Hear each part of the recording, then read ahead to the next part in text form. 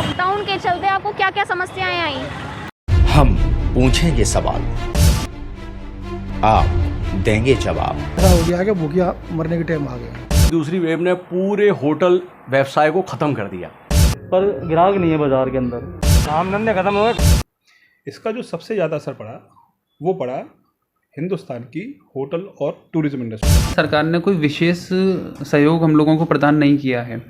देखना ना भूलें हर रविवार रात्रि 9 बजे। नमस्कार, मैं शिवांगी चौधरी और आप देख रहे हैं हमारा खास प्रोग्राम वाई न्यूज़ आपके द्वार। दोस्तों, जैसा कि आप लोगों को पता है, कोरोना महामारी के चलते पिछली साल जब लोगों को लॉकडाउन जैसी आफत का सामना करना पड़ा था, तब लोगों के बीच ये नई चीज़ और नई बात थी। लॉकडाउन को किसी ने घर में रहकर एंजॉय किया तो किसी ने कविता और गाना गाकर कोरोना द्वारा दिए गए दर्द को बयां किया।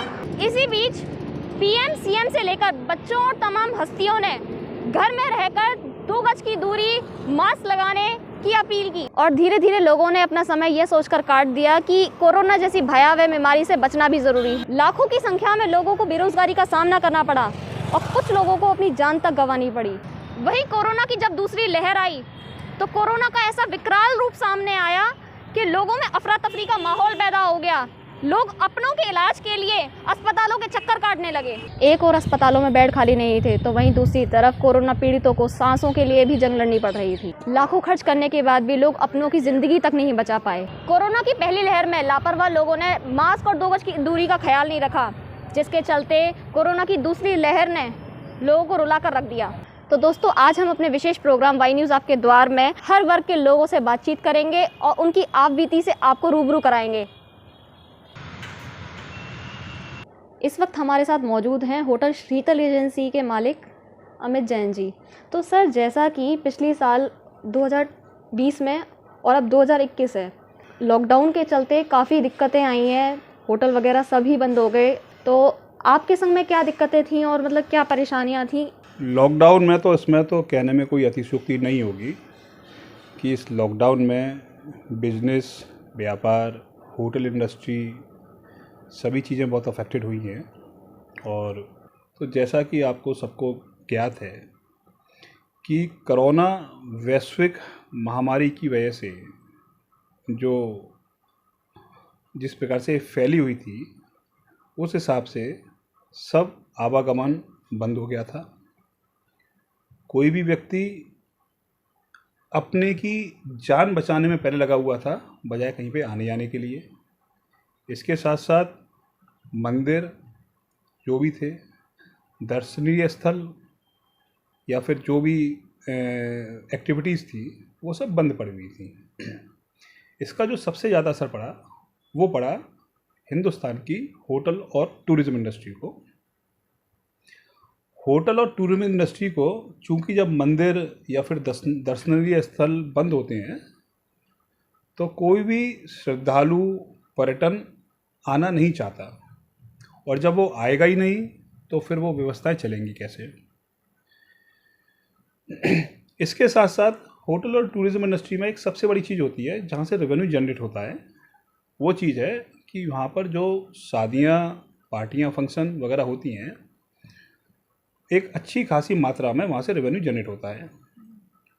और सरकार ने भी जो हमारे ऊपर बंदिशें लगाई हुई थी, वो बंदिशें 25 लोगों की बंदिश लगा दी थी कि 25 लोगों से ज़्यादा किसी भी शादी ब्याह, पार्टी, फंक्शन में लोग एकत्रित नहीं होंगे।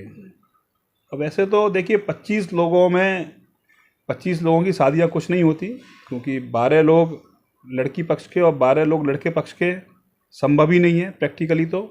लेकिन इस कोरोना काल में लोगों ने ऐसी भी शादियां हुई हैं। मैं आपको एक किस्सा बताता हूं।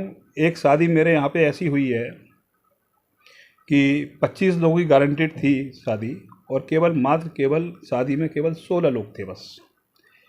लड़के पक्ष वाले थे, उनके माँ बाप, स्वयं लड़का और उसकी केवल एक बहन। अब आप समझिए, मतलब मात्र केवल 16 लोगों से की शादियाँ लॉकडाउन पीरियड में हुई हैं। तो निश्चित है इस कोरोना काल में लोगों का व्यापार, लोगों के उद्योग बहुत अफेक्टेड हुए हैं। लेकिन फिर भी जिस प्रकार से सरकार ने लॉकडाउन खोला है और लॉकडाउन में अब क्योंकि केसेस भी कम हुए हैं पहले से और लॉकडाउन खोला भी है, तो मैं समझता हूँ कि आने वाले समय में, और आज मंदिरें भी खुले हैं, आज कृष्ण जन्मस्थान मंदिर खुल गया, आज बिहारी जी मंदिर खुल गए, तो मैं समझता हूँ कि आने वाले समय में स्थितियाँ सुधरेंगी और लोग बाग दोबारा से इस पर्यटक क्षेत्र में, धार्मिक क्षेत्र में लोग बाग आना चालू करेंगे। समय ज़रूर लग सकता है, लेकिन स्थितियाँ निश्चित ही सुधरेंगी पहले से। मंदिर वगैरह खुल गए हैं तो आपको राहत की सांस मिली है, या मतलब क्या कहना चाहेंगे आप इस बात पे कि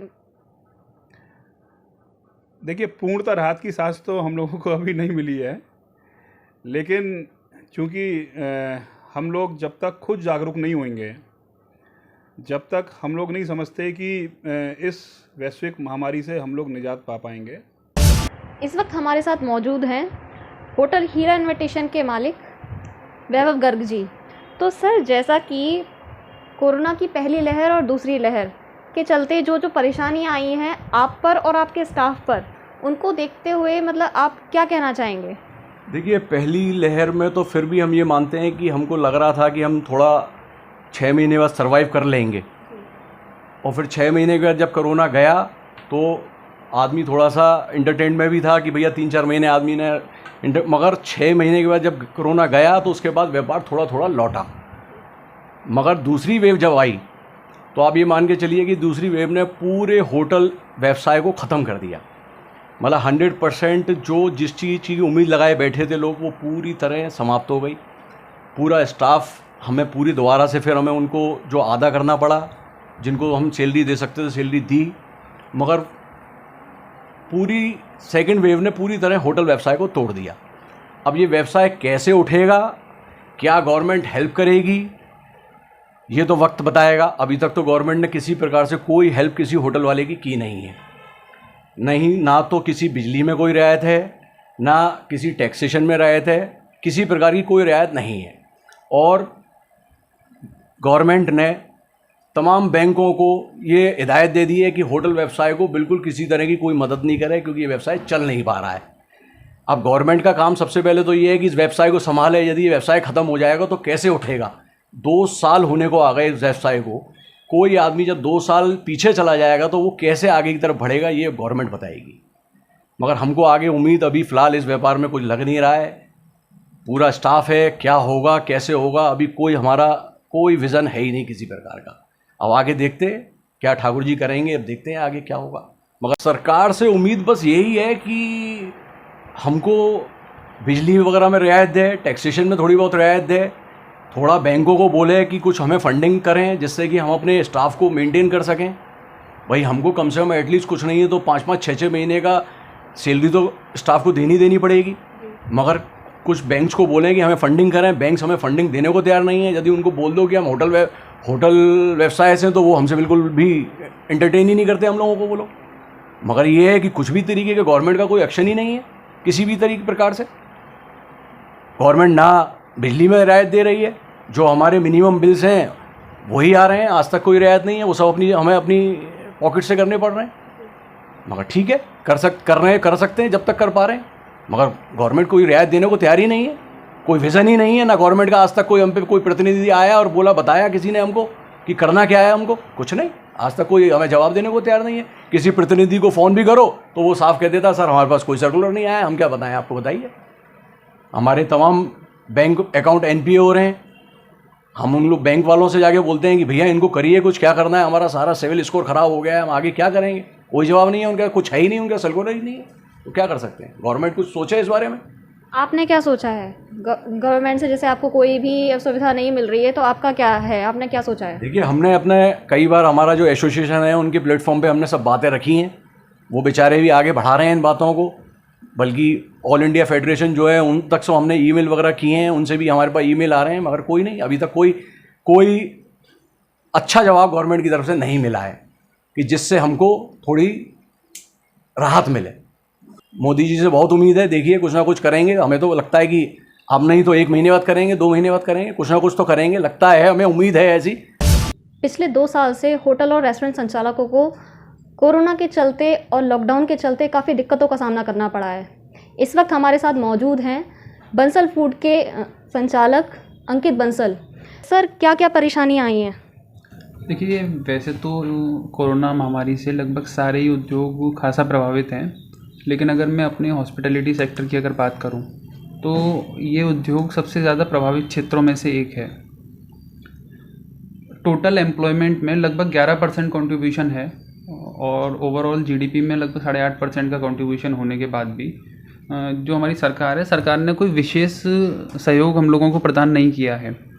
परेशानियां बहुत सारी हैं कि रेस्टोरेंट्स इत्यादि बंद पड़े हुए हैं। अभी भी जब वो 1 जून से लॉकडाउन खुला या जो ढील दी गई तो उसमें भी सिर्फ होम डिलीवरी के लिए हम लोगों को अलाउ किया गया। मैं अगर नॉर्मल डेज़ की बात करूं तो नॉर्मल डेज़ में लगभग 15 to 20% कंट्रीब्यूशन होता है रेवेन्यू का, जो होम डिलीवरी या पैकिंग से हम लोग जनरेट करते हैं। बट इन दिनों तो मुझे नहीं लगता कि 15 या 20% भी हो पाएगा। भाई ओवरऑल अगर हम देखें तो 15 या 20% बिजनेस करने के लिए ही हमें अनुमति प्रदान की गई है। केवल 20% व्यापार हम लोग कर सकते हैं। तो 20% व्यापार, मुझे नहीं लगता कि 20% व्यापार में चीज़ों को ऑपरेट करना पॉसिबल है। मेरा तो सरकार से, लोकल एडमिनिस्ट्रेशन से यही निवेदन है कि अगर छूट हम लोग प्रदान कर रहे हैं तो एटलीस्ट गाइडलाइंस का, कोविड का पालन करते हुए कम से कम 50% ऑक्यूपेंसी के साथ रेस्टोरेंट्स को खोलने की अनुमति भी प्रदान की जाए, जिससे चीज़ों को इजीली कैरी करने की कोशिश करके और चीज़ों को फिर से स्टार्ट किया जाए। लॉकडाउन और कोरोना की दूसरी लहर के चलते खाने तक के लाले पड़ गए। इस वक्त मैं एक रिक्शे में बैठी हुई हूँ और मेरे साथ में रिक्शे वाले भैया हैं। तो भैया, कोरोना के चलते क्या हाल रहा आपका लॉकडाउन में? काम धंधे खत्म हो गए, काम धंधे नहीं थे, क्या करें, मेरा घर बैठे रहे, दूसरों की सहायता ली, जब बच्चों का पालन करा था। अब भुला मालूम पड़ती क्या होता है। आज ही से स्टार्ट किया है या फिर चलाया है लॉकडाउन में भी? लॉकडाउन में चलाया था। 150 रुपये क्या हो रहा है, बस 100 रुपये से कोई खर्चा तो चल रहा है घर का। रिश्तेदारों की सहायता ली, कुछ यार दोस्तों की सहायता ली, जब चलाया घर का। तो जैसा कि अभी आपने देखा, हमने इनसे बात की, इन्होंने कहा कि रिश्तेदारों से, लोगों से सहायता लेकर के इन्होंने अपना काम चलाया। इस वक्त मैं मौजूद हूँ श्रीजी स्टूडियो में और हमारे साथ मौजूद हैं श्याम पंडित जी। सर, जैसा कि स्टूडियो वालों पर क्या फ़र्क पड़ा है लॉकडाउन का? पहली लॉकडाउन में बिजनेस की आधी कमर टूटी थी और इस लॉकडाउन में पूरी कमर टूट चुकी है। पहले थोड़ा सर्वाइव कर लिया, लेकिन अब थोड़ी सी इतनी समस्या है कि अपने कारीगर की सैलरी देने भी बहुत ज़्यादा दिक्कत वाली बात है। बस ये है कि ना से हाँ बैठें और कुछ नहीं है, काम नहीं है, खाली बैठे हुए हैं। आप कितनी देर भी बैठेंगे, यहाँ कोई भी नहीं आने वाला, क्योंकि अभी व्यापारी नहीं है बिजनेस में, मार्केट में ग्राहक नहीं है, सब दुकानदार खाली बैठे हुए हैं। बस सिर्फ और सिर्फ यहाँ टाइम कट रहा है। तो सर, शादियां, जैसे लॉकडाउन में भी शादियां हुई थी, तो उसमें शादियां कैंसिल भी, ऐसा भी कुछ हुआ है कि कुछ कैंसिल हो गई हों या फिर? कम से कम नहीं तो कम से कम मेरे पास 40 शादी थी, जिसमें से 24 शादी पोस्टपोन हुई, 10-12 शादी करी हैं मैंने। वो भी बहुत सूक्ष्म रूप से हुई हैं, जो जहाँ बिजनेस 1 लाख रुपये मिलना था वहाँ 10-20 हज़ार रुपये का मिला है। जहाँ सबको ही, मुझे नहीं, सबको ही मिला है, जो केटरिंग वाले होते हैं सबको ही मिला, बिल्कुल शॉर्ट में होता है सब कुछ। अब ये है कि इस समय केवल खाना पूर्ति वाली बात है कि काम हो रहा है, सिर्फ ये है कि शादी हो रही है, बाकी कोई बिजनेस नहीं है शादी से, किसी भी फील्ड में नहीं है बिजनेस में। बस ये है कि हाँ ठीक है, थोड़ा बहुत लेबर का खर्चा निकला, लेकिन उससे कोई फ़र्क नहीं पड़ने वाला, क्योंकि हमारे लिए भी कमाना बहुत ज़रूरी है। बस ये है कि लेबर के लिए संतुष्टि है और कुछ नहीं है। तो आपके यहाँ जो काम करने वाले लोग थे, उनको किसी को आपने निकाला भी है या फिर सभी को अभी सभी काम पे लग रहे हैं? कोशिश तो यही है कि पिछली बार भी लॉकडाउन में सबको सैलरी दी थी, सब आए थे, और इस बार भी सभी हैं, सबको सैलरी दी है, कोई निकाला नहीं है। जो मेरे पास बंदा लॉकडाउन से 6 दिन पहले आया था, वो भी अभी मौजूद है, किसी को नहीं निकाला, ना किसी को निकालेंगे। जब वो हमारे अच्छे वक्त में साथ देते हैं, बुरे वक्त में हम भी उन्हें साथ दें। और अब हम मौजूद हैं सरस्वती टेंट हाउस में और हमारे साथ मौजूद हैं श्यामलाल जी। तो सर, लॉकडाउन में क्या परेशानियों का सामना करना पड़ा आपको? लॉकडाउन में हमको मैडम है कि मतलब ना तो हमारे पास में ग्राहक है ना कोई है, लेबर को हमको पैसा देना ही पड़ता है। और इस टाइम में तो लॉकडाउन में जो समझ लो ऐसा हो गया है कि भूखिया मरने के टाइम आ गए हैं। लॉकडाउन में जो भी शादियाँ हुई थी वो टेंट वालों पे तो कोई भी शादी नहीं हुई थी, टेंट वाले तो सारे बैठे ही रहे। लॉकडाउन में कैसे अपना घर चलाया? हम पर तो जो भी था पुराना वो सब अपना कर के उसने घर चलाया अपना। और अब हम आ गए हैं सागर यूनिसेक्स में और हमारे साथ मौजूद हैं सागर सविता। सर, लॉकडाउन के चलते किन किन दिक्कतों का सामना करना पड़ा, क्या क्या दिक्कतें आई, रोजी रोटी पर क्या मार पड़ी? अब दिक्कतें ये हैं कि अभी ये जैसे एकदम से लॉकडाउन हो गया, इसके रिगार्डिंग ये सारे हमारे कस्टमर सारे इधर उधर हो चुके हैं। अभी पूरी तरह से काम ओपन है ही नहीं है। हम सैलून खोल रहे हैं अपने टाइमिंग से सुबह 7 से 7 तक, पर ग्राहक नहीं है बाज़ार के अंदर, और हमसे मतलब नहीं है, पूरे बाज़ार में ही ग्राहक नहीं है। इस समय पे दहशत है और अपॉइंटमेंट पे हम लोग काम कर रहे हैं अभी फ़िलहाल तो। पर दिक्कतें ये हुई हैं कि मैडम के बैंक का EMI वगैरह सब ये सब हो जाते हैं। अब वहाँ से कहीं रियायत तो मिली नहीं है सरकार की तरफ से, तो कर रहे हैं मैनेज मैडम। और अब इस वक्त मैं मौजूद हूँ एक ई-रिक्शा में और हमारे साथ ई-रिक्शा वाले भैया हैं। तो भैया ये बताइए मुझे कि लॉकडाउन के चलते जो पहली लहर और दूसरी लहर थी, क्या क्या समस्याओं का सामना करना पड़ा आपको, कैसी थी हालात आपके? इसमें जो हालात है इसमें कुछ करना पड़ रहा है कि मजदूर आदमी भूखा मर रहा है, कोई धंधा पानी है नहीं है मजदूर आदमी के लिए। अब आदमी कहीं जाए तो कोई ना सवारी है ना कुछ है, कुछ नहीं है, इसमें खाली घूमते रहते हैं। ना सवारी मिल जाती है क्या तक चले जाते, नहीं तो फ्री कोई धंधा पानी नहीं होता बिल्कुल हमारा, नहीं भूखे चले जाते हैं, एक बार नहीं कमा पाते हैं। तो खाना पीना तो हो जाता है, इतना तो हो जाता है कि नहीं हो पाता खाना पीना भी। कैसे कैसे 50 रुपये में क्या होता है, 50 रुपये का दूध ही आ जाता है। कैसे कर रहे हो, क्या सोचा है, कैसे कर रहे हो आप? रिक्शा चलाते हैं, 50-60 रात को हो जाते हैं, दिन में हो जाते हैं, जब गुजारा होता है।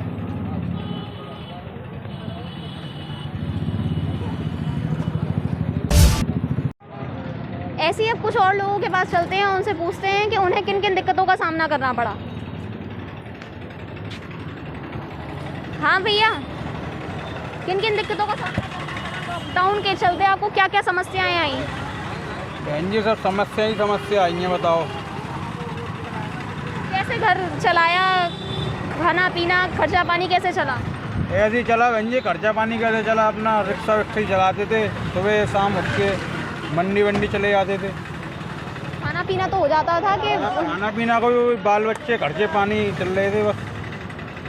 तो जैसा कि अभी आपने देखा, कोरोना की दूसरी लहर ने हर तबके के लोगों की कमर तोड़कर रख दी। इसी के साथ दीजिए मुझे इजाजत, फिर मिलते हैं अपने अगले एपिसोड में। देखते रहें वाई न्यूज़ आपके द्वार, हर रविवार रात 9 बजे। नमस्कार।